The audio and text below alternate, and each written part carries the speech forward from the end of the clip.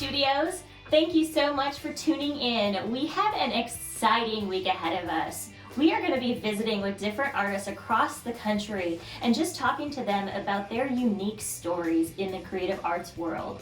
And why are we doing that? We're trying to shine a light on the creative arts industry. I'm the founder of a newly launched organization here in Nashville called heArt Studios.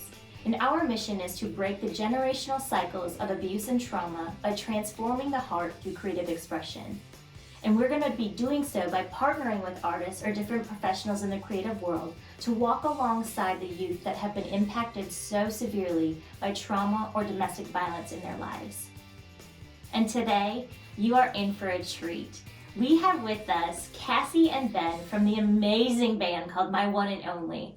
Now, our story actually goes back a little further than just today, as Kassie and I met basically on the mission trip field in Rwanda, and we just developed a lifelong friendship through serving across seas. But through that, I've just been a huge fan of yours, and I'm so thankful that you guys were able to get some time and sit in here and chat with me. So tell the world, who are Kassie and Ben? What is My One and Only? So we are Kassie and Ben Wilson. We're married and we're full-time musicians, and we are in a band called My One and Only. So we tour all over the US and Africa, and we tell stories behind our songs, and we like to be super intimate. And our goal, when we say our goal is, whenever somebody comes to our show, is we want them to leave like they feel like they've read our diary. You know, we just try to be honest with our lyrics and relatable, and we just want people to think. We want to make people think and move people, and it's pretty fun. We do this full time. Mm-hmm. We're living the dream. Yeah. In a van, and that Ben has converted into a tiny home, and we've been married for 12 years, and it's a pretty strong marriage to make it in that tiny van. And what most of you probably won't realize or won't ever know is just how gifted these two are creatively. I'm not talking about music. I'm talking about the fact that they've renovated their house. They've renovated this van. They've made their apartment outside here into an Airbnb. You guys, these people don't stop. And you and I met, I believe you were actually behind one of the sound booths for a fundraiser that we were doing. Yeah, that's right. And that's how we met for the first time. And then here we are. It's almost been 9-10 years later, and now you're on stage. And I didn't even know that was a part of your story. How did you get there? So generally we're traveling with just the two of us, Kassie and I. We try to make as much noise as we can with just two people. But it's, a lot of harmony-driven, raw Americana music. And when we travel on the road, we're in a van, just the two of us. Sometimes our dog Jackson. Sometimes there's a third, our dog Jackson, little Chihuahua. I think he's retiring from touring, though, actually. He's getting old. He's 9. So you're out touring in the van, and I love that. We'll definitely post dates if they're coming to a city near you. But how did you ever get to this point? Yeah, so I moved to Nashville when I was 19 from a small town in Alabama, Summerville, Alabama. And my daddy had just passed away, and I just decided I'm going to move to Nashville and pursue my dreams at that point of being a country music singer. And I just moved here. I packed all my stuff up. I had a very dear friend in Alabama give me $1,000. And I moved here all by myself at 19 and just said, here I am. And so I've been here ever since. That's how I got here. So I moved here from Minneapolis, actually. I was born and raised in Iowa, and moved to Minneapolis to do a little bit of schooling, but also audio engineering, interning in a recording studio. And that led me to Nashville because I went to audio engineering school here in Nashville back in '06. And so I actually didn't move here to perform, moved here to do audio engineering. I did work at a lot of studios, and we're actually in our studio right now that we do a lot of recording in. But yeah, I feel like most people's journey in Nashville or journey in the music industry is very like a natural, like one thing led to another. Like you would have never guessed 10 years ago that I would be here now. Like you were talking about touring. I don't think that we were thinking about that, 10 years ago. But one thing leads to another, and that was just the next step. And hopefully we'll be in another place in another 5 or 10 years, and wonder how we got there too, probably. That's an incredible point that you made across the creative industry, is that you can put that out there as your dream, but you never really know the steps that it's going to take to get there. And I just feel like at the studio, you know, our mission is to work with kids in the creative elements, whether it be music or audio engineering. I mean, they need to learn sound for a production case, or they're behind the lens taking pictures. Whatever it be, our goal is to empower and encourage them that there could be a career afterwards. For sure, yeah. So it starts as this really cool process that, you know, our intent is for a healing process through the creative arts, but why not take it one step further after they're out of school and go into the profession? And I'm just curious, did you guys always have it? Like, it sounds like you did. If you were ready to be committed to Nashville at 19 years old with just $1,000 in your pocket, I mean, that had to have been a dream from when you were a little girl. It's crazy because it wasn't. I, all through growing up, I was a cheerleader, and like, I just thought I would be a competitive cheerleader in college, and I thought I would one day own a gym. I know this sounds ridiculous now if you know me, but that's what I really loved. And I always sang, but I really never realized that I had a gift. And so I started singing like in my papa's church, and then in choir, like in junior high school. I just remember auditioning to Just Around the River Bend from whatever movie that was, like Pocahontas. And then I made it. Example. I know you know it because you know all Disney. This girl knows all Disney, so she'd be like, ah. We'll take the blooper reel and you can give us a little 1, 2. But yeah, that's how it started. And so I always thought I would, you know, just do cheerleading. Well, and I just continued to sing too. But then as I got nearing the age of graduation, maybe some people know this, maybe some people don't, but like competitive cheerleading is really cutthroat with your weight. And I was supposed to have a scholarship, and I never thought I was a big girl, but they wanted me to lose 10 pounds. And I was barely, it was the tiniest I'd ever been. And so I was just like, I tried, I stopped eating, I did all this stuff, and then I just couldn't do it. And I was just like, this is not what I want to do with my life. And so I just decided out of nowhere to go to an all-girl Baptist school.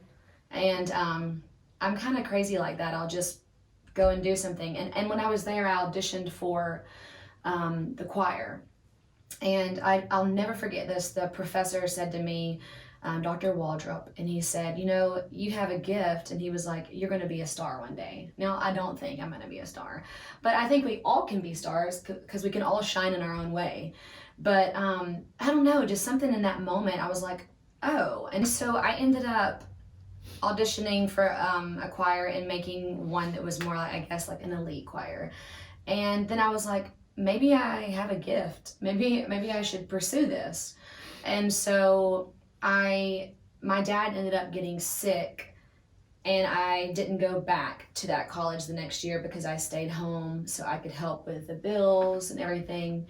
And my dad started taking me back and forth to Nashville. I had like a dear friend, Ken Shelton, and he was kind of like a modeling agent, and he was helping me.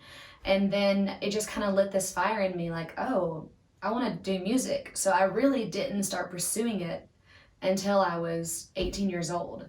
And then when my dad died, I said, you know, there's just nothing really here for me. I should just spread my wings, and I just moved all alone. So people always think that I've really been pursuing it forever, but I really got a late start. I can't imagine going through what you went through with just even the cheerleading thing and at that competitive level, and having that mindset that you have to be or act or look a certain way, and then being told that you don't fit the mold. And I know there's so many people out there that can relate with that, whether it be in the modeling industry or music industry or fashion industry or just in their, you know, everyday 9 to 5 careers, they're trying to fit into a mold that they don't fit into.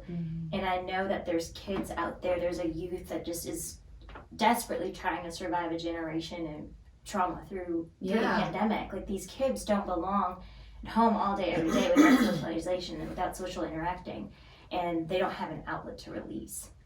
Were you guys able to find that music became your outlet, and was that, you know, how you started just a healing process of your father passing and just the trauma you went through? I mean, to be completely honest with you, I can still say right now that did traumatize me, because I've always had an issue with my weight, you know, because of what that did to me, and it has really hurt my body imaging. But like, we're not supposed to be as big as, like, tiny, you know, like, and it's okay. So like, if you're out there and you're struggling with stuff like that, like, you're beautiful the way you are, you know, and you can be healthy, but you don't have to listen to people that expect you to give you unrealistic goals. And honestly, it was really hard, you know. I mean, I still haven't gotten over it, but and then just with the passing of my dad, that was really hard too, because it was so sudden. And so I wish that I would have had something like this, because I was from such a small town. They just didn't have things like this, and I think that could have just been instrumental in, like, the healing process, just getting plugged in with being able to be creative and kind of go through that process of healing. So what you're doing is amazing, and like, I just wish I would have had it. And so I'm so grateful that God put that idea in your mind, and that he's given you this vision and this dream, and it's becoming a reality, because it's going to help so many people. You know, that is our goal. And there's one, you know, it's twofold, is that we want to be that safe space, a physical space for these kids to be able to come to us, and just, whether it be an escape, we're okay with that. That they can come to after school because they can't go home yet, or they don't want to go home yet, we're okay with that. But we also want to be able to give them a tool, or walk alongside with them to teach them the skill in the creative world that they can take home. You know, you think about it, because they're not getting out of bed because they're depressed, or they're not getting out of bed because they're scared to leave their room. But if you take a pad of paper and a pencil, you can create a whole new world. And that's our mission. And I feel like the music world is that. I relate so much with song and lyric, and I'm not that by profession, but like, when you guys sing, I'm touched, I'm moved. I find my own healing journey through your words, and your guys' messaging from stage is unmatched. Then when you're up there, I get goosebumps just listening to you. And like, how are you using that gifting? I know you probably aren't thinking that you are, but have you ever been intentional about it, where you're using it to specifically serve or help others? Yeah, I mean, for me, music has always been, I love music. Like, it's so powerful, because it mixes you feeling something with you imparting something to somebody. So those two together is really powerful. And so I don't want to say that I necessarily use music as a tool, because I really love music for music itself. But it's also a great way, like you're saying, and it's always been for me a way to speak something into somebody's life. And like you were saying, not even just the lyrics, but speaking in our live shows between the songs, and telling a little bit of stories behind the songs, maybe about problems that we were having or issues that we were coming across, so that we could relate to the people who are listening. Or maybe it's, for me, I always want to make people think about things that don't normally cross their mind, that might be beneficial for them to think about, whether it's like a spiritual issue, or maybe it's like a healing thing, or a psychological thing, or a political thing. To plant those things in people's minds, I think is really powerful, because it's powerful when that happens to me with other artists or other arts. So yeah, it's always for me been a thing to try to speak into people's lives, for sure. And one thing I've seen personally, but also you guys can expand a little bit more about, is just how universal the language of music is. and how just it crosses every border and touches people's lives across the world. And you guys have been on mission trips. I don't even know how many at this point now, a lot. But I remember eight, 7 or 8. I remember one time we were in my little nook of the woods when I lived over there, and you just brought out the guitar in the downtown area, and the kids will just start magnetizing towards it, and you were. This is outside her house whenever we were trying to catch a bus or a cab or something, and you just pulled out the guitar because nobody had come to pick us up yet, and then just a crowd started coming, and all the kids, and it was just us and all these kids, and you're just like.